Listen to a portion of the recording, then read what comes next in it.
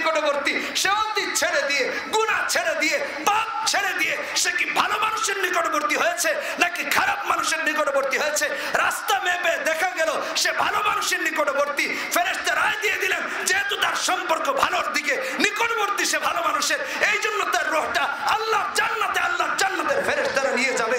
আমি এই হাদিস এই জন্য বলেছি, যা করেছো, যা হয়েছে, আজকের এই মাহফিল থেকে তওবা ইস্তিগফার করে আমরা হক্কানি আলেমদের সাথে থাকবো, হক্কানি আলেমদের সাথে থাকবো। কে কে রাজি আছেন হাত দুটো তুলে দেখান। কোরআনে কারীমের এই সূরাটি আমরা নামাজে তিলাওয়াত করি। কোরআনের প্রথম সূরা, কিন্তু এর সাথে আপনার আমার তাল্লুক নাই, সম্পর্ক নাই। এই সূরা ছাড়া নামাজ হয় না, নামাজ সহি হয় না।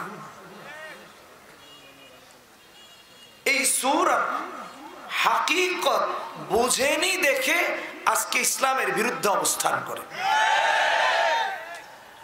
আমি আমার কথায় হাদিসের আলোকে এটা উপস্থাপন করার চেষ্টা করবো ইনশাআল্লাহ।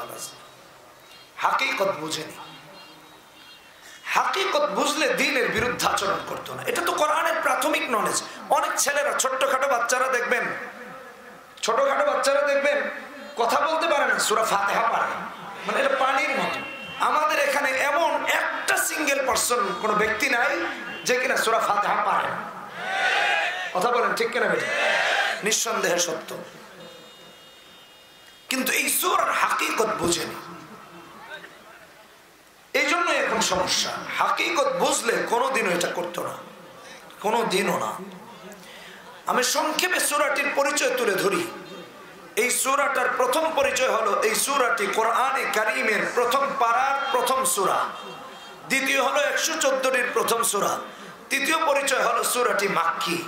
চতুর্থ পরিচয় হলো কোরআনে কারীমে সমস্ত সূরাগুলোর কম বেশি আয়াত আছে। এই সূরার আয়াত সংখ্যা হলো 7টি। পঞ্চম পরিচয়, এই সূরায় শব্দ আছে 25টি। ষষ্ঠ পরিচয়, এই সূরায় অক্ষর আছে আলিফ বা তা সা এরকম 126টি। ইবনে কাসির রাহমাতুল্লাহ আলাইহি বলেছেন মতান্তরে 113টি। সপ্তম পরিচয়, এই সূরার 55টিরও বেশি নাম আছে। কয়টার বেশি নাম? 55টির বেশি নাম আছে। সর্বাধিক মশহুর বা প্রসিদ্ধ নাম হলো আল ফাতিহা। সূরার নাম সূরায় উল্লেখ নাই। আল ফাতিহা আলহামদু থেকে আমিন পর্যন্ত নাই। অন্যান্য অনেক সূরায় সূরার নাম আছে, এই সূরায় সূরার নাম উল্লেখ নাই।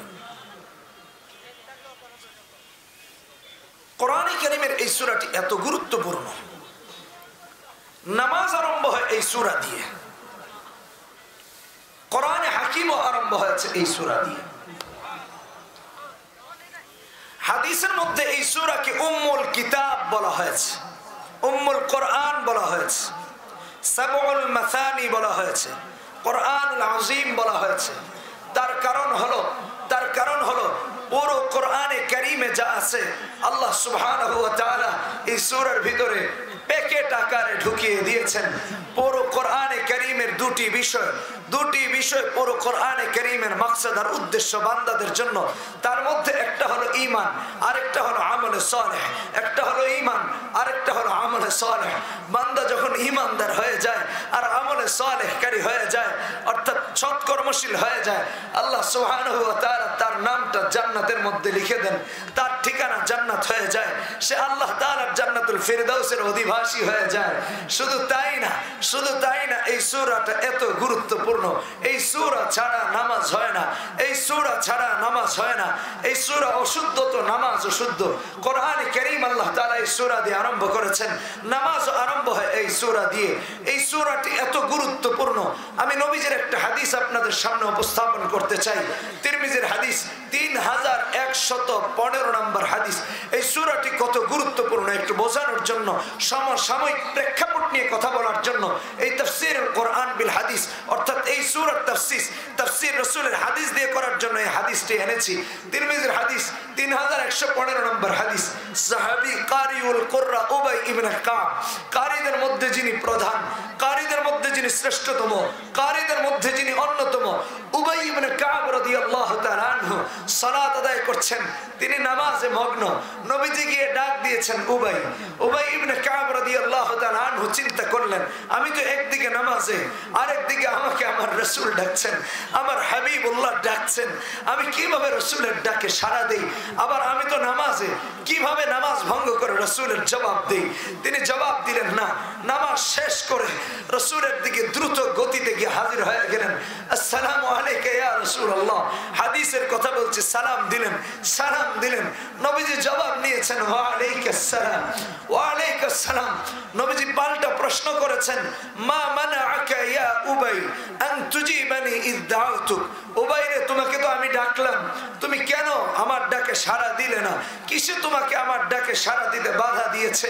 উবাই ইবনে কাব বললেন, ইয়া রাসূলুল্লাহ, ইন্নী কুনতু ফিস সালাহ, আমি তো সালাতে ছিলাম, নামাজে ছিলাম, এইজন্য আপনার ডাকে সাড়া দেইনি। এখানে দুটি বিষয় আমাদের জন্য শিক্ষণীয়। সাহাবী উবাই ইবনে কাব সালাত কিভাবে আদায় করেছেন, আর আপনি আর আমি সালাত কিভাবে আদায় করেছি, কিভাবে আদায় করি। উবাই ইবনে কাব রাদিয়াল্লাহু তাআলা আনহুকে নবীজি বললেন, উবাই, তুমি কি জানো না আল্লাহ রাব্বুল ইজ্জত ওয়াল জালাল কোরআনে হাকিমে, কোরআনে আযীমে দ্ব্যর্থহীন কণ্ঠে বলেছেন, সূরা আনফাল 24 নম্বর আয়াত, আল্লাহ সুবহানাহু ওয়া তাআলা বলেন, ইয়া আইয়ুহাল্লাযীনা আমানুস্তাজীবু, ইয়া আইয়ুহাল্লাযীনা আমানুস্তাজীবু লিল্লাহি ওয়া লির-রাসূল, লিল্লাহি ওয়া লির-রাসূল ইযা দাআকুম লিমা ইউহয়িকুম, ইযা দাআকুম লিমা ইউহয়িকুম। হে উবাই ইবনে কাব, আল্লাহ সুবহানাহু ওয়া তাআলা ঈমানদারদেরকে সম্বোধন করে বলেছেন, যখন আল্লাহ এবং তার রাসূল কোন প্রাণবন্ত কাজের দিকে ডাকেন, দুনিয়ার সব কাজ ফেলে দিয়ে আল্লাহ এবং তার রাসূলের ডাকে সাড়া দেওয়া ঈমানদারের জন্য ওয়াজিব হয়ে যায়। উবাই ইবনে কাব বললেন, হে আল্লাহর রাসূল, এমনটা আর কখনো হবে না, এমনটা আর কখনো হবে না।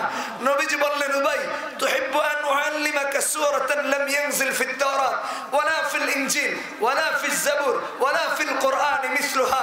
হে উবাই ইবনে কাব, তুমি কি চাও তোমাকে এমন একটি সূরা আমি শিক্ষা দেই, যেই সূরার মতো সূরা তাওরাতে নাই, যেই সূরার মতো সূরা ইনজিলে নাই, যেই সূরার মতো সূরা জাবুরে নাই, এমন কি এই সূরার মতো সূরা কোরআনে কারীমেও আরেকটা নাই? উবাই ইবনে কাব বলেন, জি হ্যাঁ ইয়া রাসূলুল্লাহ, আমাকে শিক্ষা দিন। নবীজি বললেন, কাইফা তাকরাউ ফিস সালাহ, হে উবাই, নামাজ কিভাবে কায়েম করো, তুমি সালাত কায়েম কিভাবে করো, সালাত কিভাবে আদায় করো?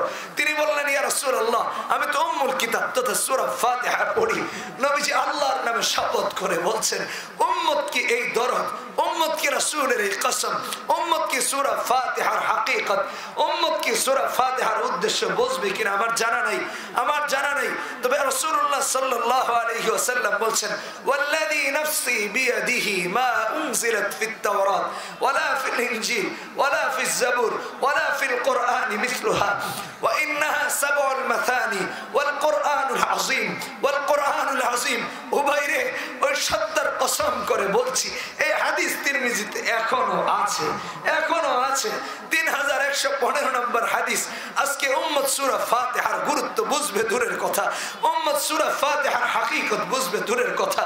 উম্মত এখন গান শিখে, উম্মত এখন ডান্স শিখে, উম্মত এখন সন্ত্রাসী শিখে, উম্মত এখন খাদ্যে ভেজাল দিতে শিখছে, উম্মত এখন 2 নম্বরে কাজকাম শিখছে, উম্মত এখন কোরআনের বিরুদ্ধে দাঁড়ায়, উম্মত এখন আল্লাহর বিরুদ্ধে দাঁড়িয়ে যাচ্ছে, উম্মত এখন আল্লাহর বিরুদ্ধে যুদ্ধে লিপ্ত হচ্ছে, উম্মত এখন কখনো নবীর ওয়ারিসদের হাত ভাঙার কথা বলে, উম্মত কখনো নবীর ওয়ারিসদের হাড় ভাঙার কথা বলে।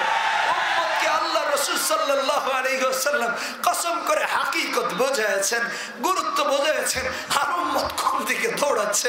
এই হাদিসের দুটি সবক। আজকে আশ্চর্য হয় বাবা মা বাচ্চা কাচ্চাকে গান শেখানোর জন্য, ডান্স শেখানোর জন্য টাকা পয়সা খরচ করে, মেধা খরচ করে, শ্রম দিচ্ছে, সব দিচ্ছে, কোরআনে কারীম শেখায় না, আল্লাহর কালামের সাথে দূরত্ব তৈরি হচ্ছে। মাহফিলগুলো এখন কেমন যেন হয়ে যাচ্ছে। এখানে যারা যত কৌতুক বলে তাদের চাহিদা বেশি, যে কোরআনের কথা বলে তার গুরুত্ব নেই। কি আজীব একটা অবস্থা, সমাজ কোন দিকে যাচ্ছে। আরে রাসূল কসম করে বলেছেন, ওয়াল্লাযী নাফসি বিয়াদি মা উনজিলাত ফিত তাওরাত ওয়ালা ফিল ইনজিল ওয়ালা ফিজ জাবুর ওয়ালা ফিল কুরআন মিসলুহা। এই সূরার মতো সূরা তাওরাতে নাই, এই সূরার মতো সূরা ইনজিলে নাই, এই সূরার মতো সূরা জাবুরে নাই, এই সূরার মতো আরেকটা সূরা কোরআনে হাকিমেও নাই। এই হাদিসে দুইটি সবক আমি জানি না আমি এটা বোঝাতে পারবো কিনা, কিন্তু আমার কোনো বক্তব্য আমি কাউকে বলছি না, শুনতেও বলি না, আমি রাসূলুল্লাহর কথা বলছি। এই হাদিসে দুইটা সবক। এক নম্বর সবক হলো এই সূরার গুরুত্ব বুঝে এর হাকিকত বোঝার চেষ্টা করা, এই সূরাকে গুরুত্ব দেওয়া, সূরাটি শেখার চেষ্টা করা। এই সূরা যাদের জানা থাকবে তারা কোরআন হাদিস না পড়ে নিজেকে মুফতি দাবি করবে না। এই সূরার জ্ঞান যাদের থাকবে তারা আলেমদের বিরুদ্ধে দাঁড়াবে না, তারা ইসলামের বিরুদ্ধে দাঁড়াবে না, তারা কোরআনের বিরুদ্ধে দাঁড়াবে না। এই জন্য এক নম্বরে হাদিসের তাকাজা, এই হাদিসের সবক হলো এই সূরাকে সহি করা, এই সূরাকে বিশুদ্ধ করা। আর এই হাদিসের দুই নম্বর শিক্ষা, উমাই ইবনে কাব রাদিয়াল্লাহু তাআলা আনহুকে গিয়ে রাসূলুল্লাহ ডেকেছেন। উমাই ইবনে কাব জবাব দেন নাই, এসে বললেন ইন্নী কুনতু ফিস সালাহ ইয়া রাসূলুল্লাহ, হে আল্লাহর রাসূল আমি নামাজে ছিলাম, আমি সালাতে ছিলাম, এইজন্য আপনার ডাকে সাড়া দেই নাই। নবীজি কোরআনের আয়াত শোনায়া দিয়েছেন। কত নাফরমান। এখন মানুষগুলো মানুষের চরিত্র নাকি ফুলের মতো পবিত্র বলে বলে মিছিল দে, চা খায়, বিস্কিট দে, মিছিল দে। আহারে নাফরমান, আল্লাহর পবিত্রতা বর্ণনা করার জন্য কি তোমার মুখে একটু শক্তি হয় না? তোমার কি কলিজায় একটু তোমার রবকে জায়গা দিতে পারো নাই? তোমার কলিজায় কি একটু আল্লাহর জায়গা দিতে পারলা না? কিভাবে আল্লাহর সামনে দাঁড়াবা, কিভাবে রবের সামনে দাঁড়াবা? কোরআনে কারীম খুলে দেখেন, সূরা আল ফাতিহার প্রথম আয়াত, আলহামদুলিল্লাহি রাব্বিল আলামিন, আলহামদুলিল্লাহি রাব্বিল আলামিন। সমস্ত প্রশংসা কার?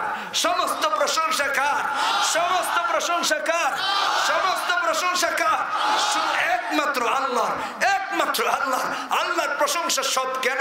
কোরআনে কারীম খুলে দেখেন, আল্লাহ রাব্বুল ইজ্জত ওয়াল জালাল সূরা আনআম এর প্রথম আয়াত আল্লাহ তাআলা বলেন, আলহামদুলিল্লাহিল্লাযী খালাকাস সামাওয়াতি ওয়াল আরদ ওয়া জাআলাজ যুলুমাতি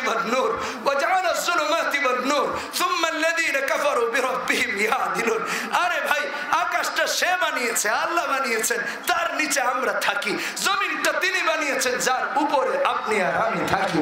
নবমণ্ডল ভূমণ্ডল তার, অক্সিজেন তার, হাত পা তিনি দিয়েছেন, আলো আধার তিনি বানিয়েছেন, রাত দিন তিনি বানিয়েছেন। তো কার পিছনে দৌড়াচ্ছ? যার পিছনে দৌড়াচ্ছ, যার কোন কীর্তন করছো, সে তো আকাশ বানায় নাই, না জমিন বানিয়েছে, না তোমার জন্য চাঁদ সূর্য বানিয়েছে, না তোমার সুস্থতা অসুস্থতার সে মালিক, কিছুই না। আলহামদুলিল্লাহ রাব্বিল আলামিন। মায়ের পেটে 10 মাস 10 দিন ছিলাম। কোন নেতা আমাকে জন্ম দেয় নাই, কোন মানুষ আমাকে জন্ম দেয় নাই। আমার স্রষ্টা আমাকে মায়ের পেটে 10 মাস 10 দিন খাইয়েছেন।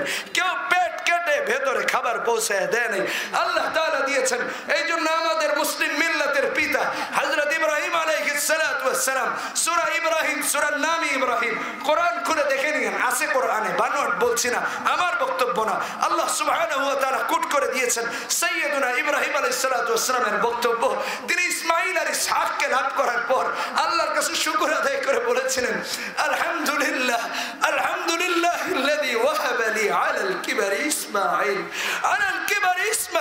ওয়া ইসহাক إن ربي لسميع الدعاء আর তিনি আল্লাহ কেনই বা সমস্ত প্রশংসা তার জন্য হবে না? কোরআনে কারীম খুলে দেখেন, আল্লাহ রাব্বুল ইজ্জত ওয়াল জালাল সূরা বানি ইসরাঈল 111 নম্বর আয়াতে বলছেন, ওয়াকুলিল হামদুলিল্লাহ আল্লাযী লাম ইয়াত্তাখিয ওয়ালাদা ওয়া লাম ইয়াকুল লাহু শারীকুন ফিল মুলক ولم يكن له شريك في الملك ولم يكن له ولي من الذل وكبره تكبيرا। আমার যুবক বন্ধুরা, আমার বাবারা, আমার কলিজার টুকরা বাবারা, একটু চিন্তা করে দেখেন কোন রাজত্বের পেছনে দৌড়াচ্ছি, কোন চেয়ারের পেছনে দৌড়াচ্ছি। লাম ইয়াকুল লাহু শারীকুন ফিল মুলক, আল্লাহর রাজত্বে কেউ অংশীদার নাই, আল্লাহর রাজত্বে কেউ অংশীদার নাই। কাদের জন্য কি করছি? যার পিছনে রাত দিন খাটছি, আল্লাহর কসম এ দুনিয়ায় কোনো কাজে আসবে না, আখিরাতেও কোনো কাজে আসবে না, আর আপনার আমার রব কেমন, রবের স্তুতি স্তুতি প্রশংসা করে কি করবেন? কম হবে, কিছুই হবে না। কোরআনে কারীম খুলে দেখেন, আল্লাহ রাব্বুল ইজ্জত ওয়াল জালাল কোরআনে আযীমে সূরা কাহফ 9 নম্বর আয়াতে বলেছেন, আল্লাহ রাব্বুল আলামিন বলেন কুল লাউ কানা আল বাহরু মিদাদান লিকালিমাতি রাব্বি লানাফিদা আল বাহরু ক্বাবলা আন তানফাদা কালিমাতু রাব্বি ওয়ালাউ জিনা বিমিসলিহি মাদাদা। সারা পৃথিবীর বন জঙ্গলের যত বৃক্ষরাজি আছে, কলম হলে, পৃথিবীর সব পানি কালি হলে রবের প্রশংসা লিখে শেষ করা যাবে না। প্রজন্মের পর প্রজন্ম শেষ হয়ে যাবে, কিয়ামত চলে আসবে, উম্মতের পরিসমাপ্তি ঘটবে, আল্লাহর সৃষ্টির পরিসমাপ্তি ঘটবে, দুনিয়া শেষ হয়ে যাবে, আল্লাহর গুণকীর্তন তথা প্রশংসা করে শেষ করা যাবে না। শুধু তাই না, আমি আমার ওই যুবকদেরকে বলছি, আমি আমার ওই বাবাদেরকে বলছি, যারা কিনা সাধারণ কিছু মানুষের পিছনে দৌড়ে আলেমদের বিরুদ্ধাচরণ করে, আল্লাহর বিরুদ্ধে দাঁড়িয়ে যায়, কোরআনের বিরুদ্ধে দাঁড়িয়ে যায়, ইসলামের বিরুদ্ধে দাঁড়িয়ে যায়। আমি আমার ওই বাবাদেরকে বলছি, বাবারা আপনাদেরকে একটু শোনার সময় হবে কিনা?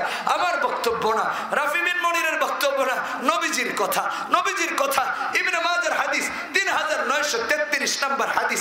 আমি এই হাদিস দিয়ে একটা জিনিস বোঝাতে চাচ্ছি যে আমার কলিজার টুকরা যুবক ভাইয়েরা বন্ধুরা, আমার মা বোনেরা, আমার বাবারা, একটু কি বোঝার চেষ্টা করবেন এই হাদিসটা কত গুরুত্বপূর্ণ। এই হাদিসের একটা সবক হলো, আপনি যাদের পিছনে ঘুরছেন তার 1,00,000 ভাগের 1 ভাগ যদি রবের কাছে নিজেকে আত্মসমর্পণ করতেন, আল্লাহর কাছে যদি সিজদায় পড়ে থাকতেন, জান্নাত ওয়াজিব হয়ে যেত, জান্নাতুল ফিরদাউস আপনার জন্য ওয়াজিব হয়ে যেত। আমি হাদিসটি শোনাই আলহামদুলিল্লাহ রাব্বিল আলামিনের ব্যাখ্যার জন্য এই হাদিসটি এনেছি, আল্লাহর গোলামি করার জন্য এই হাদিসটি বলছি। হাদিসটি ইবনে মাজাহ 3933 নম্বর হাদিস। আল্লাহর এক বান্দা আল্লাহর প্রশংসা করছে, তো প্রশংসা করতে গিয়ে বলছে, ইয়া রাব্বি লাকাল হামদ কামা ইয়ানবাগি লিজালালি ওয়াজহিকা ওয়া আযীমি সুলতানিকা। এত সুন্দর বাক্য দিয়ে প্রথম সে প্রশংসা করেছে। আল্লাহ রাব্বুল আলামিন কেমন খুশি হয়েছেন, ফেরেশতারা আশ্চর্য হয়ে গিয়েছে যে এত সুন্দর বাক্য দিয়ে রবের প্রশংসা আর কাউকে করতে দেখি নাই। এত সুন্দর বাক্য, আচ্ছা তার আমলনামায় পরিমাপ কত লিখবো, তার আমলের এর সব কতটুকু দিব, পরিমাণ কতটুকু? তার আল্লাহ তাআলা শরণাপন্ন হয়েছেন, আল্লাহর সামনে গিয়ে বলে, আল্লাহ তোমার এক বান্দা এত সুন্দর বাক্য দিয়ে তোমার প্রশংসা করেছে, তার আমলনামায় কি নেকি লিখবো আমাদের ধারণা নাই, তাই তোমার কাছে আসছি। আল্লাহ বলে, আচ্ছা বলো আমার বান্দা কি দিয়ে আমার প্রশংসা করেছে, আচ্ছা বলেন তো দেখি। আল্লাহ কি জানতেন না? আরে আল্লাহ তো জানেন, আল্লাহ তো আলিমুন হাকিম, আল্লাহ তো আলিমুন খবীর, আল্লাহ তো আলিমুন বিদাতিস সুদূর, আল্লাহ তো সামিউন আলিম, আল্লাহ তো আল্লামুল গায়ব, তিনি সব জানেন। প্রশ্ন করেছেন আমার বান্দা কি দিয়ে প্রশংসা করেছে, আল্লাহর উদ্দেশ্য হলো আবার বলো, আমি আবার শুনতে চাই। ফেরেশতারা বলে, আল্লাহ তোমার বান্দা বলেছে, ইয়া রাব্বি লাকাল হামদ কামা ইয়ানবাগি লিজালালি ওয়াজহিক ওয়া আযীমি সুলতানিকা। আল্লাহ বলে, যাও, কোন নেকির পরিমাপ আর পরিমাণ লিখতে হবে না, এটাই লিখে রেখে দাও। আমি রব আমার এই বান্দার উপর এত খুশি হয়েছি, কিয়ামতের ময়দানে আমি নিজ হাতে, নিজ কুদরতি হাতে তাকে এর জাযা দান করব। আমি আমার এই হাদিস দিয়ে আমি আমার কলিজার টুকরো যুবক ভাইদেরকে, আমি আমার বাবাদেরকে এই কথাটা বোঝাতে চেয়েছি, যাদের পেছনে দৌড়াচ্ছি তাদের পিছনে না দৌড়ে রবের গোলাম হয়ে যদি গোলামের পিছনে দৌড়াইতাম, আল্লাহর কসম আল্লাহ আরশ খুশি হয়ে যেত। মানুষের গোলামি, দালালিয়া, চামচামি বন্ধ করে রবের প্রশংসা করতে হবে। আলহামদুলিল্লাহ রাব্বিল আলামিন। এটা হলো সূরা ফাতিহার আলহামদুলিল্লাহ বোঝার হাকিকত। আলহামদুলিল্লাহর হাকিকত বোঝে নাই, এই সূরার হাকিকত বোঝে নাই। বিপদে পড়লে হুজুরের কাছে খালি ফু দিতে আসে। কথা বলেন ঠিক কিনা বেঠি?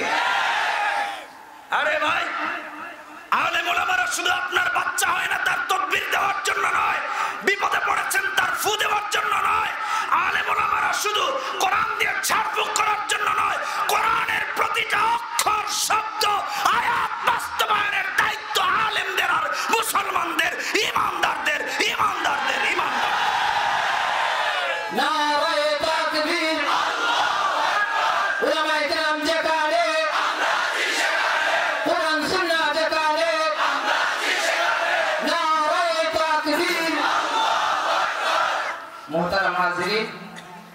অপারগ হয়ে আপনাদের প্রতি একটা অনুরোধ করতে হচ্ছে।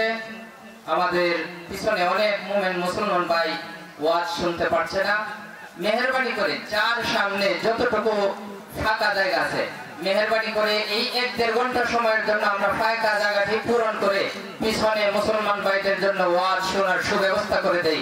আল্লাহ তাআলা কবুল করুন। মেহেরবানি করে একটু আগায় বসি, যার সামনে যে ফাঁকা জায়গাটুকু আছে মেহেরবানি করে একটু পূরণ করে বসি, পিছনে অনেক লোক দাঁড়িয়ে আছে। জাযাকাল্লাহু খাইর। এই সূরার হাকিকত বোঝে নাই, এই সূরার হাকিকত বোঝে নাই।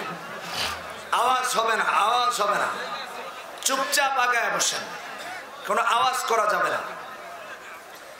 এই সূরার হাকিকত বোঝে নাই, গুরুত্ব বোঝে নাই। আমি আরেকটি হাদিস আপনাদেরকে শোনাই। কারণ হলো আমি যদি আমার গায়ের চাপে গায়ের জোরে যদি বলে যাই তাহলে মন খারাপ হতে পারে। রাসূলের হাদিস বললে তো কারো মন খারাপ হবে না, হাদিসের শিক্ষা বললে তো কারো মন খারাপ হবে না, কারণ নবী আপনাদেরও আমাদেরও। কথা বলেন ঠিক কিনা? আরেকটা হাদিস শোনাই, আল্লাহু আকবার, বুখারী শরীফের হাদিস, 5007 নম্বর হাদিস, বুখারী শরীফের হাদিস, বুখারী শরীফের হাদিস। হযরত আবু সাঈদ খুদরি রাদিয়াল্লাহু তাআলা আনহু সিনিয়র সাহাবী, বড় সাহাবী, তিনি বর্ণনা করেন বুখারীর 5007 নম্বর হাদিস। হাদিসের শিক্ষাটাই মাকসাদ, আগে হাদিসটা শুনেন। এই জন্য বলেছে হাকিকত বোঝে নাই। আবার এটা তাফসীরুল কোরআন বিল হাদিস, মানে সূরা ফাতিহার তাফসীর এই হাদিস দিয়ে, বাহিরে যাই নাই, বিষয়েই আলোচনা করতেছে। কেমন? হযরত আবু সাঈদ খুদরি রাদিয়াল্লাহু তাআলা আনহু বলেন, কুন্না ফি মাসিরিন লানা ফানাজালনা ফাজাআত জারিয়াতুন ফাকালাত ইন্না সাইয়্যিদাল হাইয়্য সালীমুন। যাচ্ছিলেন, এক জায়গায় অবতরণ করেছেন, একটি মেয়ে দৌড়ে দৌড়ে এসে হাজির হয়েছে। হয় বলছে, আপনাদের মধ্যে কি কেউ ঝাড়ফুঁক করতে পারেন? তো বললেন কেন? বলছে, আমাদের পুরুষ মানুষেরা কেউ বাড়িতে নাই, সবাই হাটে বাজারে গিয়েছে, আপনাদেরকে পেয়েছি তাই বলছি। বলে, কি অসুবিধাটা কোথায়? তো বলছে, আমাদের যিনি নেতা, আমাদের যিনি লিডার, আমাদের যিনি গোত্রের সর্দার, তাকে সাপে কেটেছে, বিষাক্ত সাপ, ঝাড়ফুঁক করার লোক নাই, সব হাটে বাজারে গেছে, আপনারা কেউ পারেন? নবীজির একজন সাহাবী তার সাথে সাথে গেলেন, বলে চলো। নবীজির সাহাবী গিয়ে হাজির, সাপে কেটেছে নেতাকে। আল্লাহ রাসূলের সাহাবী সূরা ফাতিহা পড়ে ফু দিয়েছেন, সাপের বিষ পানিতে রূপান্তরিত হয়েছে। আল্লাহ তাকে শেফা দিয়ে দিয়েছেন, তিনি সুস্থ হয়ে গিয়েছেন, পুরা সুস্থ। হাদিসের মধ্যে এসেছে, বুখারীর 5007 নম্বর হাদিস, নেতা নির্দেশ করলেন, ফাআমারা লাহু বি30 শাতান ওয়া সাকানা লাবানান, যে কাজ করো, এখানে যারা যারা এসেছে সবাইকে মেহমানদারি করাও, দুধ পান করাও। সুবহানাল্লাহ বললেন না? আর যে ঝাড়ফুঁক করেছে, আমারা লাহু বি30 শাতান, তার 30টা বকরি হাদিয়া দাও, গিফট করো। নেতা খুশি হয়ে 30টি বকরি দিয়েছেন। মূল বিষয় যেটা, সাহাবায়ে কেরাম এই 30টি বকরি পাওয়ার পর টেনশনে পড়ে গেলেন, এই 30টি বকরি নেওয়া জায়েজ নাকি না জায়েজ, হালাল নাকি হারাম, বৈধ নাকি অবৈধ, নেওয়া যায় নাকি নেওয়া যায় না, টেনশনে পড়ে গিয়েছেন। কিন্তু আল্লাহর কসম, একটু বোঝার চেষ্টা করেন, সাহাবায়ে কেরাম ফতোয়া দেন নাই, কারণ নবীজি এখনো বেঁচে আছেন। নবীর জীবদ্দশায় নবীকে রেখে আমরা ফতোয়া দিতে পারি না।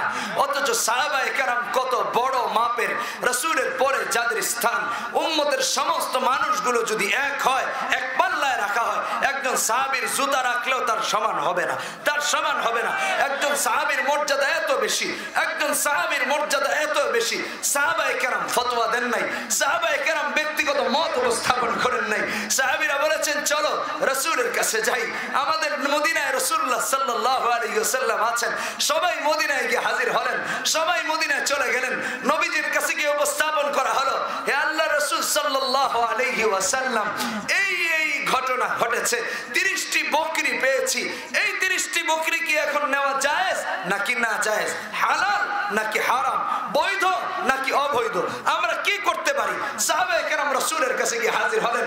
নবীজি বললেন, শোনো, এক কাজ করো, তোমরাও নাও, আমার জন্য একটা ভাগ রেখে যাও। ফতোয়া দিয়েছেন নবীজি, ফতোয়া দিয়েছেন নবীজি, ফতোয়া দিয়েছেন নবীজি। এই আমার রাসূলের উম্মতেরা, আমার প্রিয় কলিজার টুকরা ভাইরা, এই হাদিস থেকে দুইটা সবক। একটা সবক হলো সূরা ফাতিহা, সূরাতুশ শিফা, সূরা ফাতিহা, সূরাতুর রুকিয়া, এই সূরা দিয়ে ঝাড়ফুঁক করা হলে আল্লাহ সুবহানাহু ওয়া তাআলা শিফা দিয়ে দেন, আল্লাহ সুবহানাহু ওয়া তাআলা শিফা দিয়ে দেন, আল্লাহ সুবহানাহু ওয়া তাআলা সুস্থতা দান করেন। এই সূরা, এই জন্য সূরাতুর রুকিয়া, এই জন্য এই সূরা সূরাতুশ শিফা। আরে ভাই, আমি যে বিষয়টি বোঝাতে চেয়েছি, এই হাদিস থেকে 1 নাম্বার শিক্ষা, বুখারীর 5007 নম্বর হাদিসের 1 নাম্বার শিক্ষা হলো সূরা ফাতিহা দিয়ে ঝাড়ফুঁক করা যায়। এই সূরা দিয়ে ঝাড়ফুঁক করা হলে আল্লাহ সুবহানাহু ওয়া তাআলা শিফা দিয়ে দেন। যারা বলেন সুবহানাল্লাহ, আল্লাহ সুবহানাহু ওয়া তাআলা শিফা দিয়ে দেন।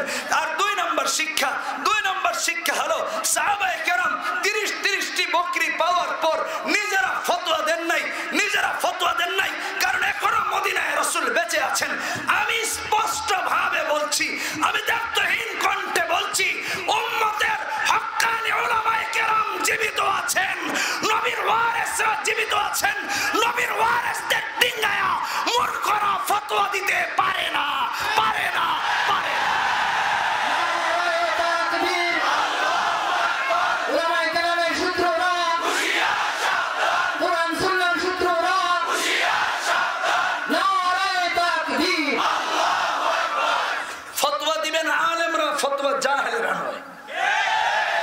সাহাবায়ে কেরাম নাই, আমিনু কামা আমানান নাসের প্রতিচ্ছবি সাহাবীদের অনুসারী মুসলমানেরা আছে।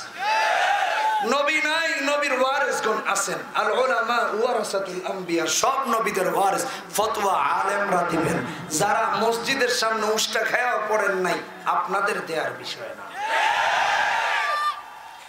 আমি যদি এখন বলি আমি এদেশের প্রধানমন্ত্রী, আপনারা বলবেন হুজুরকে এখানে কে আনছে? পাবনা নেওয়ার কথা। কয় ঠিক, আসলেই পাবনা নেওয়ার কথা, আবার কয় না। কোনটা বলবেন? ঠিকই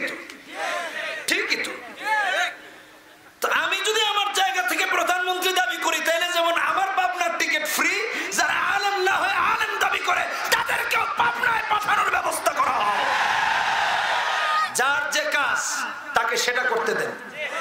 কথা বলেন ঠিক কিনা? ফতোয়া আলেমরা দিবেন, গায়রে আলেমরা নয়। আলেমদের শরণাপন্ন হন। রাষ্ট্র কর্তৃক ফতোয়া দেওয়ার জন্য মুফতিদের বোর্ড আছে, মুফতি সাহেবদের, তাদের কাছে ফতোয়া চান। তাদের তো সরকার কর্তৃক নির্ধারণ করা হয়েছে, তা আপনারা দিচ্ছেন কেন? কে দায়িত্ব দিয়েছে? এই জন্য বলেছে হাকিকত বোঝে নাই উম্মত, হাকিকত বোঝে নাই। আর রহমানির রহিম, আল্লাহ অত্যন্ত দয়ালু মেহেরবান। আরে কার কাছে দয়ার জন্য ভিক্ষুকের মতো ঘুরো, হাত পেতে পেতে, রাত নাই দিন নাই, কার পিছনে পিছনে ঘুরো? ছাদের পিছনে ঘুরো, সে ডাকলে তো রাত্রে বেলায় বের হয়ে যাও, বউ বাচ্চা রেখে বের হয়ে যাও। কদিন রবের সামনে দাঁড়িয়ে আল্লাহর কাছে হাজিরা দিয়েছো রাতে? এই হিসাব কজন মিলাতে পারবেন? একটু চিন্তা করে দেখেন। আর রহমানির রহিম, আরে সামান্য বিপদে আসলে বলে আমার দলের লোক না, তো কার কাছে যাও? আর রহমানির রহিম, আরে রহমান তো আল্লাহ এক এবং একক, রহিম আল্লাহ এক এবং একক। আল্লাহ ছাড়া কেউ রহমান নাই, আল্লাহ ছাড়া কেউ রহিম নাই, আল্লাহর কসম কেউ নাই, আল্লাহর কসম কেউ নাই। কোরআনে হাকিম দিয়ে আমি আপনাদেরকে উদাহরণ দিচ্ছি, বোঝার জন্য সহজ করে দিচ্ছি। আরে রহমান আল্লাহ, তিনি একমাত্র রহমান। তিনি দুনিয়ার সবার উপর দয়া করেন, মুমিনের উপর, মুশরিকের উপর, কাফেরের উপর, মুসলমানদের উপর, সবার উপর দয়া করেন। কিন্তু আল্লাহর কসম যুবক, একটু বোঝার চেষ্টা করো, তিনি আবার রহিম, তিনি আবার রহিমও কিন্তু ভুলে যেও না, তিনি আখিরাতে কেবল মুমিনদের উপর দয়া করবেন, আর কারো উপরে না, আর কারো উপরে না, আর কারো উপরে না। কার কাছে যাচ্ছ, কার পিছনে দৌড়াচ্ছ? কোরআনে কারীম খুলে দেখো, রব ডেকে বলেন ফাফিরু ইলাল্লাহ, ফাফিরু ইলাল্লাহ, ইন্নী লাকুম মিনহু নাযীরুম মুবিন। কোরআনে কারীম খুলে দেখো, আল্লাহর কসম বানিয়ে বলছি না, একটা করছি না, কোরআনে কারীম আমার নিজস্ব বক্তব্য না। সূরা জারিয়াত 50 নম্বর আয়াত 27 নম্বর পৃষ্ঠার শেষ আয়াত, তারপরে দ্বিতীয় পৃষ্ঠা আরম্ভ হয়েছে ওয়ালা তাজআলু মাআল্লাহি ইলাহান আখার। আল্লাহ তার গোলামদেরকে, আল্লাহ তার বান্দাদেরকে ডেকে ডেকে বলে ফাবিরু ইলাল্লাহ, তুই আল্লাহর দিকে ধাবিত হ। ও যায় কার পিছনে, ও দৌড়ায় কার পিছনে? আল্লাহ এই চিত্র দেখে বলেন সূরা ইনফিতার 6 নম্বর আয়াত, ইয়া আইয়ুহাল ইনসান, ইয়া আইয়ুহাল ইনসান মা গাররাকা বিরাব্বিকাল কারীম, মা গাররাকা বিরাব্বিকাল কারীম। কিসের ধোঁকায় সে রবের ব্যাপারে ঘুরপাক খাচ্ছে তার জানাও নাই। আহারে কিভাবে কার পেছনে দৌড়ায়, কার জন্য কোথায় যাচ্ছে। আল্লাহ যেমন এই চিত্র দেখে দেখে 1450 বছর পরেও মনে হয় যে আয়াতটা মাত্র নাজিল হলো। ইয়া আইয়ুহাল ইনসান মা গাররাকা বিরাব্বিকাল কারীম, মা গাররাকা বিরাব্বিকাল কারীম। রহমানের রহিমের হাকিকত বোঝেনি বান্দা, নামাজ কি আদায় করেছে, কিসের আলেম দাবি করে, আর রহমানের রহিমের হাকিকত বোঝে নাই। আরে রব কেমন রহমান, রব কেমন রহিম, কোরআনে কারীম খুলে দেখেন। আল্লাহ রাব্বুল আলামিন বলেন কোরআনে কারীমের মধ্যে সূরা বানী ইসরাঈল, সূরা বানী ইসরাঈল 110 নম্বর আয়াত, আল্লাহ রাব্বুল আলামিন বলেন কুলিদুল্লাহ আবিদুর রহমান, কুলিদুল্লাহ আবিদুর রহমান আইয়াম্মা তাদউ, আইয়াম্মা তাদউ ফালাহুল আসমাউল হুসনা। যে আমাকে যেখান থেকে যে নামে ডাকবে বান্দা, ডাকতে দেরি হবে, আমার সাড়া দিতে দেরি হবে না, আমার সাড়া দিতে দেরি হবে না। হাদা লিআবদি ওয়া লিআবদি মা সাআলা, হাদা লিআবদি ওয়া লিআবদি মা সাআলা। এটারই প্রতিচ্ছবি আপনার আমার রব। তিনি হলেন আপনার আমার আল্লাহ, তিনি হলেন আল্লাহ, লা ইলাহা ইল্লাল্লাহ। তিনি ছাড়া আর কেউ শরীক নাই। আমাদের হাকিমুন নফস আল্লাহ মুশতাকুন নবী কাসিম সাহেব হুজুর বয়ান করবেন, হুজুর ইস্তিগফার করাবেন, দাওয়া করাবেন। জানি না কে কদিন বাঁচবো, কার কাফনের কাপড় বাজারের কাফনের দোকানে চলে আসছে, আল্লাহর কসম আমরা জানি না। তবে রবের কাছে ক্ষমা চান। জানি না কার নিথর দেহটা রাস্তায় পড়ে যাবে, বাড়িতে যাওয়ার আগে মরে যায় কিনা তার কোনো ঠিক ঠিকানা নাই। তবে রবের কাছে ফিরে যেতে হবে, এই কথার উপরে কোনো কথা নাই। এর চেয়ে চিরন্তন সত্যের আর কোনো কথা নাই। আমি আর রহমানের রহিম তথা রবের দয়া মায়ার কথা বোঝানোর জন্য, রবের দিকে যেন যেতে পারি ফাফিরু ইলাল্লাহ বোঝানোর জন্য, ইয়া আইয়ুহাল ইনসান মা গাররাকা বিরাব্বিকাল কারীম থেকে ফিরে আসার জন্য আমি একটা হাদিস দিয়ে আপনাদেরকে আর রহমানের রহিমের ব্যাখ্যা করি। আমার বক্তব্য না, রাসূলুল্লাহ বলেছেন, মুসলিম শরীফের হাদিস 3470 নম্বর হাদিস। এক ব্যক্তি ছিল 99টা খুন করেছে, খুন করতে করতে পাপ করতে করতে আকাশচুম্বী পাপ হয়ে গেছে। পাপ আর খুনের কোনো সীমানা নাই। খুন করতে করতে একজন রাহেবের কাছে গিয়েছে, রাহেবকে গিয়ে বলছে, তার মধ্যে অনুশোচনা এসেছে, সে অনুতপ্ত হয়েছে যে আমি এত গুনাহ করেছি, আমি এত গুনাহ করেছি, আমার আল্লাহ কি আমাকে ক্ষমা করবেন না? আমার রব কি আমাকে ক্ষমা করবেন না? আমি কি ক্ষমা পাবো না? একজন রাহেবের কাছে গিয়েছে, গিয়ে বলছে আমার আল্লাহ কি আমাকে ক্ষমা করবেন না? বলে কি হয়েছে? এই এই পাপ করেছি, 99টা খুন, তোমার মতো পাপীকে আল্লাহ ক্ষমা করবে না, বের হও। লোকটি আরেকটা খুন করেছে, যে যেহেতু ক্ষমা পাবোই না তাহলে তারও মারি। কিন্তু সে অনুতপ্ত রয়েই গিয়েছে, সে নিরাশ হয়নি, সে হতাশ হয়নি, সে হতাশ হয়নি। রব ডেকে বলেন ইয়া ইবাদিয়াল্লাযীনা আসরাফু। আমার বক্তব্য না, কোরআনে কারীমের সূরা জুমারের 53 নম্বর আয়াতের আল্লাহর বক্তব্য, ইয়া ইবাদিয়াল্লাযীনা আসরাফু আলা আনফুসিহিম লা তাকনাতু মির রাহমাতিল্লাহ, লা তাকনাতু মির রাহমাতিল্লাহ ইন্নাল্লাহা ইয়াগফিরুয যুনুবা জামিআ। সে আবার আরেকজন রাহেবের কাছে, আলেমের কাছে গিয়েছে, গিয়ে বলছে আমার আল্লাহ কি আমাকে ক্ষমা করবেন? বলে আল্লাহ তোমার সব গুনাহ ক্ষমা করে দিবেন, কোনো অসুবিধা নাই, আল্লাহর কাছে ক্ষমা চাও।